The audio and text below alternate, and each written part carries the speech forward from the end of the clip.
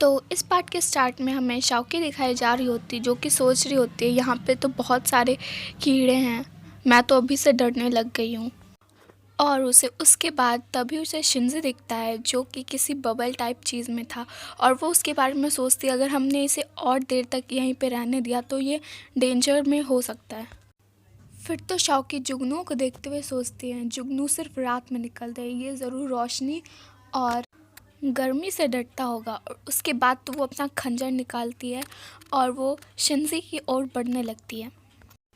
शाओकी Shinji की ओर बढ़ रही थी और उसका गोला और ही ज़्यादा मजबूत होता जा रहा था और वो उसके पास पहुंच जाती है और चिल्लाते हुए कहती है, उठ जाओ शिंजी, वेक अप।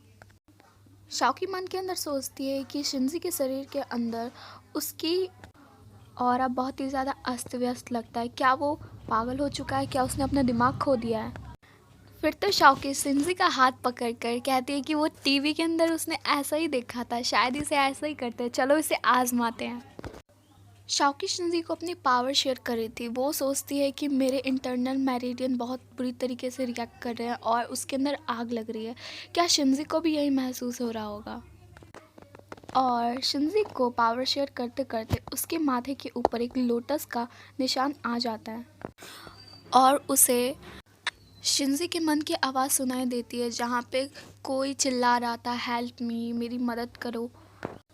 और हमें वहाँ पे शिंजी दिखाया जाता है जो कि अपने मन के अंदर सबकॉन्शियस होकर ही यिंग लाओ को ढूंढ रहे होते हैं। वहाँ पर तभी कुछ हाथ आते हैं और शिंजी को अपनी ओर खींचने लगते हैं। वहाँ पर आवाज़ें बोल रही होती है, ब्रदर शू ने मेरे पेरेंट्स को क्यों नहीं बचाया? क्या ब्रदर शू यिंग लाओ से नफरत करते हैं? तुमने मेरी मदद क्यों नहीं की? मैं उस जगह पर नहीं जाना चाहती। और तभी वहाँ पर शिंजी के साइड में कोई लड़की आ जाती है और उससे कहती है, ब्रदर शू मैं यहाँ बहुत अकेला महसूस कर रही हूँ, तुम भी मेरे साथ आ जाओ। और इसके बाद तो शिंजी अपना सिर पकड़ के कहता है, ये सब मेरी गलती है, ये सारी ही मेरी गलती है जो मैं तुम्हें बचा नहीं पाया। और तभी वहाँ ऊपर की साइड से आवाज़ आती है, ब्रदर शू यहाँ आओ। और इसके साथ ही वहाँ से शाओकी आती है। शाओकी को देखकर शिंजी उसकी ओर ही बढ़ने लगते हैं और रियल वर्ल्ड में अचानक से शिंजी की आंखें खुल जाती है। वहाँ शाओकी ने बहुत ज़्यादा पावर का यूज़ कर जिसके कारण उसके मुंह से ब्लड आने लगता है और शाओकी को ऐसे देख के वो पूछते हैं कि तुम्हारे साथ क्या हुआ है शाओकी? शिंजी गुस्सा और वो कहता है कि पागल लड़की, तुम्हें पता नहीं है क्या उन लोगों के द्वारा खाया जाना इससे ज़्यादा आसान है। वो तो अच्छा हुआ कि मेरे को होश आ गया, नहीं तो तुम अपने साथ क्या कर लेती। शाओकी बेहोश थी और शिंजी कह रहे थे कि मुझे माफ़ करना यिंगलाओ, मैं पास्ट में फंस गया था। और वो कहते हैं कि मुझे हमेशा से डर था कि आप अजीब व्यवहार कर रहे हैं और या कोई शायद मेरे पास कोई धोखेबाज आ रहा है। अब मैं समझता हूँ कि आप अपने जीवन के बदले जीवन देने को भी तैयार थे, इसलिए आपको ईमानदार होना होगा और तुम ही मेरी यिंगलाओ हो, मेरी यूनिक यिंगलाओ।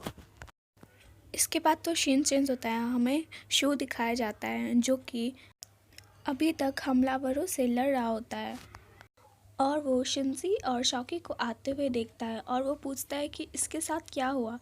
और मास्टर कहते हैं कि ये बस ठीक है, इसे बस रेस्ट की ज़रूरत है।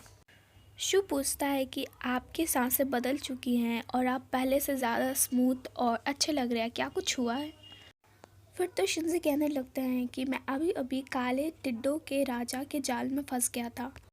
ट्रू की का उपयोग इतना हुआ कि इससे मेरा दिमाग खो बैठा और पागल होने लगा था और शाओकी ने अपनी की का उपयोग करके मुझे बचा लिया। उसने अपनी सारी की मुझे दे दी जिससे कि मैं ठीक हो गया। तभी वहाँ पर लुवी आती है और उन दोनों को बुलाने लगती है और वो दोनों उसकी ओर देख रहे। तो इसी के साथ ये चैप्टर यहीं पर ख़त्म होता है और नेक्स्ट चैप्टर बहुत अच्छा होने वाला है, इसीलिए वीडियो को लाइक करना और कमेंट करना ना भूलें।